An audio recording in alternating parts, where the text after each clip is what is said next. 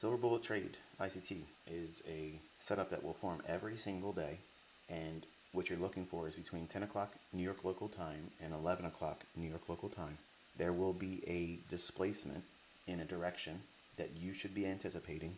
Once that displacement occurs, you're waiting for a fair value gap to form. When it does, you're going to be expecting that to be traded into and then repriced to a pool of liquidity that would be opposing your entry. For instance, what we're outlining here.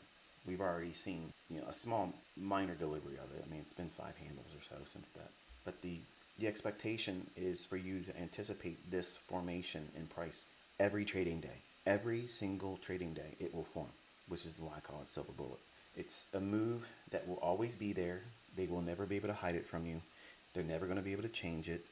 Nothing's going to change it. It's always going to be there. There's never any reason for you to doubt that it won't exist. Okay. And it's also a way to train yourself patience, teaching yourself patience, sticking to a model and some rule-based ideas. And those being, you're looking for 5 handles. That's it. If we are looking at a time window, very specific time window, 60 minutes. Okay. Inside of 1 hour, I know you're already going to ask, why does it only work in 10 and 11 o'clock? Well, that's the morning session Silver Bullet. But between 10 o'clock and 11 o'clock, what you're looking at is the last portion of the move that's going to unfold just for that AM session. And you're right in the heart of the move. And fair value gaps are generally forming after a move begins. There's an inception of a move that you missed. That's like selling short above old highs. You didn't get in it. You weren't able to do that, but you don't need that. Like I was teaching with the 2022 model, you don't need that to be able to do consistent setups. Between 10 o'clock and 11 o'clock, you are in the heart of the AM session move, which is essentially between 8:30 in the morning to 11 o'clock. It can go as far as noon, the beginning of New York lunch hour, but it's, again, a graduated thing in terms of time. There are macros that exist in price where between 9:50 and 10:10, in that 20-minute period, generally you're going to see a price run that begins within that 20-minute span. There's people out there trying to teach my stuff already, and they're already trying to say the move happens between 9:50 and 10:10. You're already doing it wrong, so stop trying to teach my stuff. The move begins in those 20 minutes. It's not the entirety of, I mean, obviously it can, in a fast move or a fast market, it can do that. But what you're looking for is a run that begins between 9:50 and 10:10.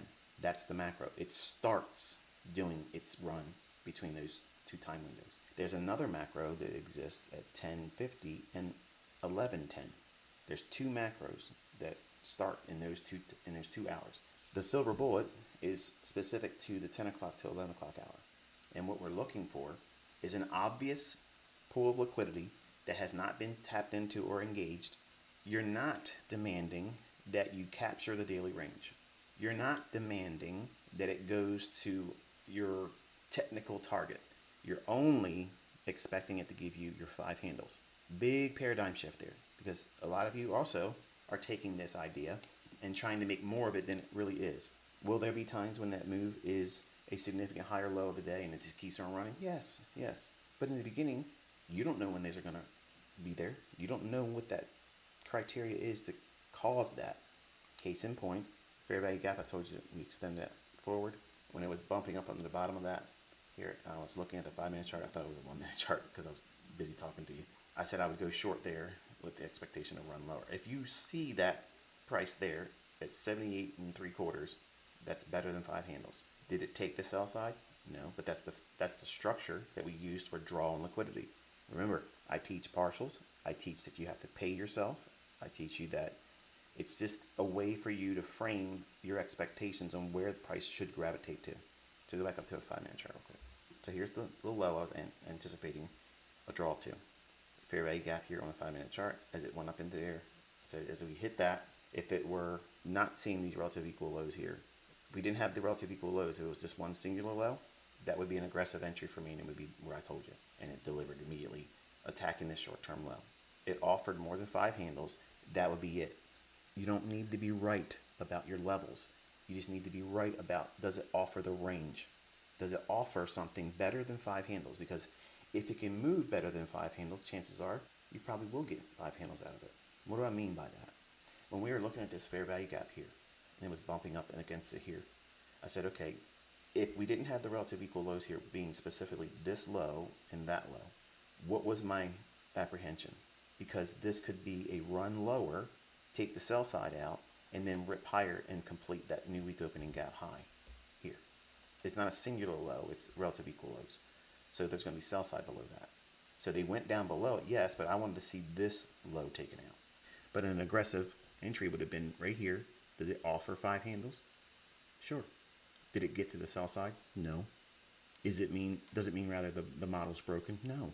You're operating inside these rules with the expectation that it's going to offer you 5 handles. You might not get it. It might be an instance where you're watching price and you expected to do something like I would, what I was looking for, and it might not deliver it to you. Between 10 o'clock and 11 o'clock, identify liquidity, find a fair value gap. A fair value gap has to be opposing, in other words, opposite to the direction that you anticipate the liquidity to be drawn to. For instance, fair value gap after displacement lower, we wait for it to trade up into the fair value gap and then trade towards a pool of liquidity lower in the form of sell side. If you're bullish, you're looking for the market to trade higher, displacement higher, leave a fair value gap below market price, then trade down to the fair value gap, and then gravitate towards a pool of liquidity, which would be buy side that hasn't been engaged yet, and it has to have better than 5 handles in terms of the range from where you think it might get to, not that it needs to get there. Remember, I'm teaching you how to look at price, removing the necessity of being right, because right is not, it's not a destination. Being correct is not a destination. Excellence in execution is, and it has a very small population. The only way you get to be a member of that is by doing the things I'm telling you to do and avoid the things I'm telling you to avoid.